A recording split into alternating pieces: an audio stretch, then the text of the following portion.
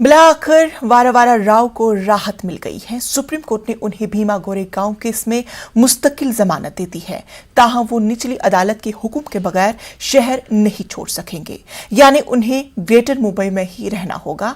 उन्हें गवाहों से राबता नहीं करना होगा। ख्याल है कि सुप्रीम कोर्ट ने तिबी बुनियाद वारावारा राव को 3 महीनों की अबूरी जमानत दी थी। अप्रैल में बॉम्बे हाई कोर्ट ने उनकी जमानत की अर्जी को खारिज कर दिया था।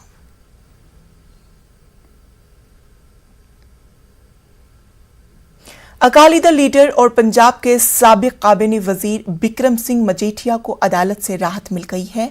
एनडीपीएस एक्ट के तहत पटियाला जेल में बंद मजीठिया को अब पंजाब और हरियाणा हाई कोर्ट ने जमानत दे दी है। मजीठिया को पंजाब ड्रग रैकेट केस में गिरफ्तार किया गया था। मजीठिया ने एनडीपीएस एक्ट के तहत दर्ज एक केस में इस साल 20 फरवरी को होने वाले पंजाब असेंबली इंतखाबात के बाद हथियार डाल दिए थे।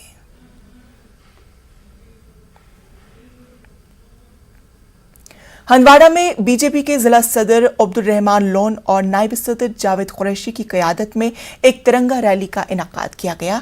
कारकुनान की खासी तादाद ने तिरंगा रैली में शिरकत की। एक खुसूसी तकरीब का भी इनाकाद किया गया। तकरीब में रंगारंग तमद्दुनी प्रोग्राम पेश करने के साथ साथ देशभक्ति के गीत भी गाए गए। जावेद कुरैशी का कहना है कि हम इस तिरंगे के लिए अपनी जान निछावर कर देंगे। उन्होंने कहा कि तिरंगा और हिंदुस्तान हमारे दिल में बसता है।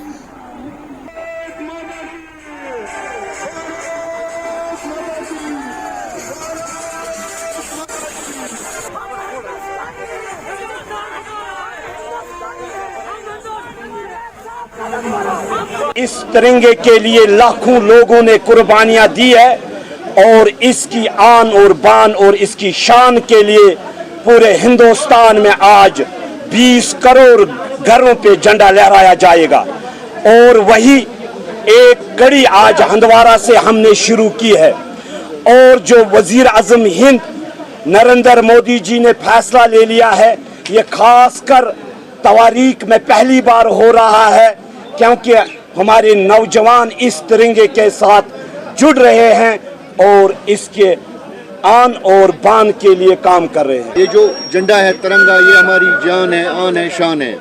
इसके लिए हमारे बहुत सारे जवानों ने शहादत भी दी है। और ख़ास करके आज जो हंदवाड़ा में हुआ है, ये पहली बार हुआ है। आज तक कभी यहाँ 70 साल में इतना नहीं हुआ है। ये आप खुद देखते हैं कि लोगों में कितना जुनून इस वक्त है। इस वक्त हर एक घर में खुद लोग लगा रहे हैं, किसी दबाव के बगैर।